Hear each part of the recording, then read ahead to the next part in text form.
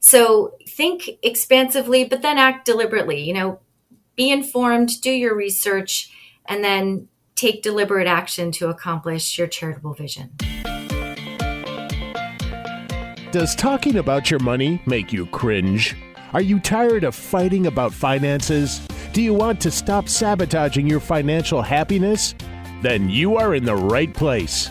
Welcome to Breaking Money Silence, a podcast series aimed at helping all of us talk more openly about money. Your host, Kathleen Kingsbury, is a wealth psychology expert who is doing what she does best, speaking about taboo topics. International speaker, author, and founder of KBK Wealth Connection, Kathleen understands money and our relationship with it. Over the past decade, she has empowered thousands of people to break money silence at home and at work.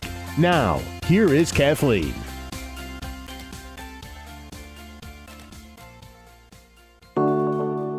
This podcast was brought to you by Oak Maple Finance. At Oak Maple, our fiduciary, heart-centered approach means letting go of one-plan-fits-all advice. Our process is simple. You talk, we listen. You get financial guidance customized to your specific needs because we know that life is better when your financial plan fits you. Visit our website at oakmaple.com. Today on the podcast, we'll be discussing how to start your own nonprofit.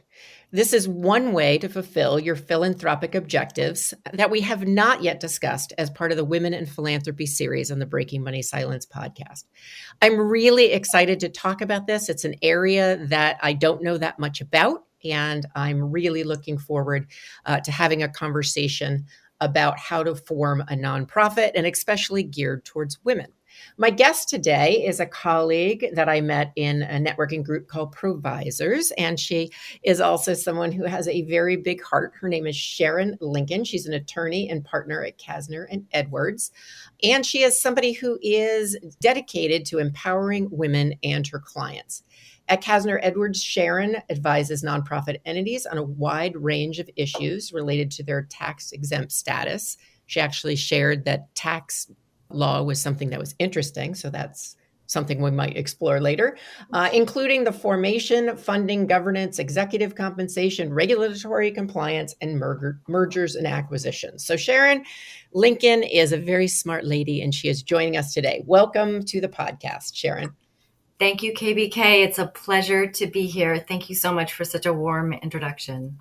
Oh, you're welcome, Sharon. It's really going to be fun to have this conversation. I've worked in nonprofits, but I've never even thought about forming my own profit. So to start off, often people think of donating money as a way to fulfill their charitable goals. And we have spent several podcasts really talking about how people can do that in small and larger ways. But there are some women out there, men too, but some women who decide to start a nonprofit instead. So tell us a little bit about how you might work with these women to help them think about and create a nonprofit in order to use as part of their philanthropic endeavor. Sure. Well, I think one of the first questions to ask is, how do you individually, want to help? What is the problem you want to solve? What speaks to your experience? Some people want to form nonprofits because there's an issue that they feel very strongly about, or in some cases, there's a family member who may have passed on that they would like to honor. And in some cases, there are women who just have a great idea that could make things better for a small population, a large population, and they want to find a way to actually get it out there. And in that respect, I think a quote from Pierre Omidyar, who's the founder of eBay and a distinguished philanthropist, speaks to the idea of, philanthropy as a broader concept. He said, philanthropy really defined in its original sense is a lot of humankind and trying to make the world a better place. And philanthropy with that kind of framing is very broad.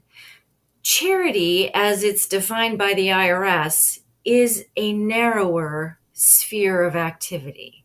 And so one of the things that I discuss with every new client is whether what they envision properly falls within the IRS framing of charity, or whether there's a broader philanthropic mission that a nonprofit might not be the best vehicle for, but that there's another vehicle to accomplish that philanthropic mission. And that's a really important gating conversation. It has to do with the sphere of activities. It has to do with what kinds of affiliations and partnerships might enhance that mission. And it has to do with how the mission is going to be financially supported. So that brings me to another question, which, often I would joke around. It may or may not be funny depending on who you are, but that a nonprofit is really a tax status. And it's, sometimes I find, and this is a stereotype, so I don't want to reinforce it, but for some people in the nonprofit world, because they are so giving, that often some of the business strategy isn't there. So beyond a tax status, in the simplest terms, why do a nonprofit versus a for-profit? Well, a nonprofit has a kind of a halo of credibility because it's not personally owned. There aren't shareholders to whom the board of directors is beholden. There's no obligation to maximize shareholder value. And from that standpoint, it does have a presence that is credibly mission oriented and not private benefit oriented. And also, nonprofits that are described in Section 501c3 of the code are eligible for certain governmental grants. They're eligible for private foundation grants.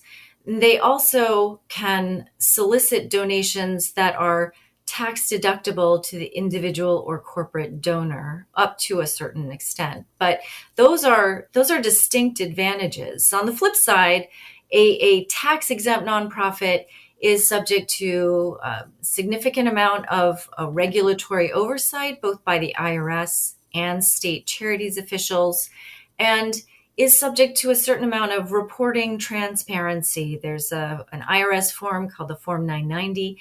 It's called an information return. It's not a tax return because tax-exempt organizations generally don't pay taxes on their income. However, it's an information return, and there is a lot of information that's disclosed on that return, including compensation information and revenue, expenses, and program-related information. Interesting. So once a person decides, hey, I want to start a nonprofit, you have that gatekeeping conversation. Say it's something like one of my favorite charities out there right now is SavvyLadies.org, and their mission is to provide financial education for women, no matter what their economic situation is. Mm-hmm. So once you decide, okay, this is clearly a nonprofit, there is a mission, I'm going to go this route. Are there other things that people need to consider beyond that, or that you work with people on? Yeah, there are. First, you want to make sure that there's a business plan of sorts in place. It doesn't have to be a formal business plan, but there should be a relatively realistic vision for what the funding is going to look like. There should be a board of directors that the founder has identified that is willing to serve and support a startup nonprofit, which is, sometimes a bit of work.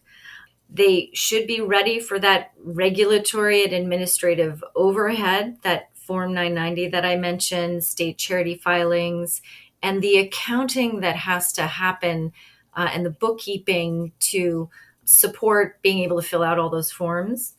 That overhead can sometimes be somewhat daunting. And so one option that new visionary nonprofit founders have is to get a fiscal sponsor to help incubate the program or the mission that they have in mind for a period of time. A fiscal sponsor takes care of all the regulatory and administrative overhead and generally operates the program underneath the fiscal sponsor's own 501c3 umbrella. And that gives the founder an opportunity to develop the stakeholder base, develop a funding base, and really kind of reality proof the programs that the founder has in mind. So that's So one of the eventually, sorry to interrupt, Sharon, but eventually would the fiscal sponsor go away? Would they separate from that fiscal sponsor and then go off on their own? Or is it something that maybe they'll just stay within that system? usually, not always, but usually the nonprofit program spins off into its own separate nonprofit corporation and applies to the IRS for recognition of tax exempt status. And I'll pause there because there's an important step that not everyone is mindful of. The nonprofit corporation is formed at the state level, and when it's formed, it's taxable until the IRS issues a determination letter. Now, if the organization intends to get that determination from the IRS out of the gate, which usually they do, they generally should operate as if they have their tax exempt status, because that determination letter from the IRS is retroactive to the date that it's formed. Okay. Yeah. There's a distinction between forming a nonprofit and actually being tax exempt. That's interesting. I wouldn't have definitely not known that. So when you're working with women who are starting nonprofits, are there particular mistakes, maybe the top 2 or 3 that you see founders making? Well, first, it's not being mindful of the corporate formalities in terms of those filings that I mentioned. For example, if a nonprofit does not file its Form 990 3 years in a row, its tax exempt status is revoked. So there are serious consequences to not keeping up with the regulatory requirements. There are state law penalties for not filing. I'm licensed to practice in both Massachusetts and California. Both states have very active and dynamic charity regulation. And the regulators are accessible, but very focused on ensuring compliance. So it's the administrative and regulatory component that I think people just focus on mission, which is the really engaging part. And filling out IRS forms is not really engaging unless you're a tax attorney like me. So, I think also just the time required. I think sometimes founders underestimate how long it can take to really develop that robust donor base. And, I've seen, unfortunate kinds of situations where there was a charitable intent and the local community may not have been as supportive as possible with respect to the charitable intent of the founders. I know of one case where on the West Coast where a couple purchased some property and then the local assessors and zoning board just made life miserable for them, and they were not able to fulfill the charitable mission they envisioned for the property that they had purchased for philanthropic purposes because the local regulators just wouldn't allow them to conduct the activities they wanted to conduct. Oh, that must have been a heartbreak for them, trying to do a good thing and having it not work out. Yes, it was very hard. So at what stage in the process, if someone out there is thinking about starting a nonprofit or just learning a little bit more about, do they have the capital? Can they think beyond the mission? At what point do they reach out to an attorney like yourself so you can help them avoid some of these pitfalls? It's usually better to reach out to an attorney in this area sooner rather than later to help inform the founder of the suite of options that they have available to them to accomplish their philanthropic purpose. I remember several years ago, I had the opportunity to speak to a student at Harvard Business School who had a vision for a certain philanthropic initiative. And we met over coffee and she described her idea and had been thinking about perhaps housing it in a nonprofit corporation. And through our conversation, it became clear that the IRS rules would really have narrowed and limited the vision that she had. She ended up forming an LLC and conducting the activity through the LLC, and it was a much more effective vehicle for accomplishing the philanthropic purpose in every respect. Other options include, maybe you form a 501c4 tax-exempt organization, which is another kind of tax-exempt organization. It's called a social welfare organization. It can be formed for charitable purposes, but the rules that apply to a 501c4 are in many ways less onerous than the rules that apply to a 501c3. And so sometimes forming a 501c4 nonprofit actually has accomplished the philanthropic and charitable mission better. Also, where you form the nonprofit actually matters because different state regulators have different regulatory regimes. And for a nonprofit that is intended to have national or international scope, to form the nonprofit in a state that may have very state-specific and perhaps more restrictive regulatory rules may not suit the long-term purposes of the nonprofit. For example, in Massachusetts, I form Massachusetts-based nonprofits all the time. However, Massachusetts does have a rule that once you form a Massachusetts nonprofit charity, it always has to be a nonprofit charity based in Massachusetts. So you couldn't form a charity in Massachusetts under Massachusetts law and merge into a charity formed elsewhere and have the other charity be the surviving charity. And that actually has interfered with some of the transactions I've seen that Massachusetts charities have wanted to engage in with charities formed elsewhere. And we've always been able to find a workaround for that. But for founders that want to form a national or international charity with certain flexibility, my recommendation is to form the nonprofit in Delaware and then just register to do business in whichever states the charity wants to operate in, because Delaware has a less rigid regulatory regime. And so having these kinds of conversations early on enables the founder to have an idea of kind of the breadth of options that they have to accomplish this philanthropic mission that they care so much about. And I generally offer new clients a sort of a half an hour introductory conversation. I certainly don't charge them for it. And often I'll have the conversation and potential client gets a lot of ideas to think about. And then I might not hear back from them for 2, 3, or 4 months. And then they usually come back and say, you know what? I really enjoyed our initial conversation. I appreciate all the ideas you shared. This is how I want to go. I'm certain that this is the path forward. And then we can help them. But it's always better to provide someone with all the options and make sure that if they want to engage my help, it's because that's actually the right path for them and they've had the chance to think about it. I have had conversations with potential clients where at the end of the conversation, we both kind of pause and think, and then we say, probably don't need my help right now. And that's okay, because my approach is I want to be adding value.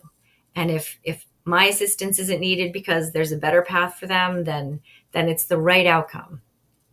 Yeah. And I think, I talk about return on investment and the return on investment, whether it's the 30-minute consult, whether it's hiring you for a little bit longer of a consultation, it really strikes me as if you have this business idea and with all the laws that are out there, the state and federal around nonprofits, that it really makes sense to invest in that way and make sure that you are headed in the right direction.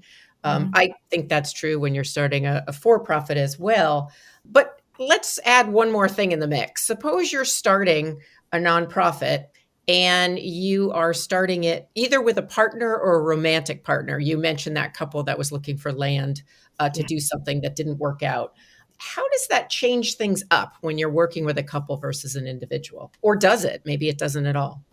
Well, I think you definitely want to make sure that the team, whatever the team is, if it's a couple, if it's college friends, if it's just business partners that want to engage in a philanthropic activity, that there's a common vision, and that there's a common vision not only with respect to the activity that the charity or the philanthropic activity is going to accomplish, but also clarity regarding how it's going to be funded, how it's going to be governed and administered.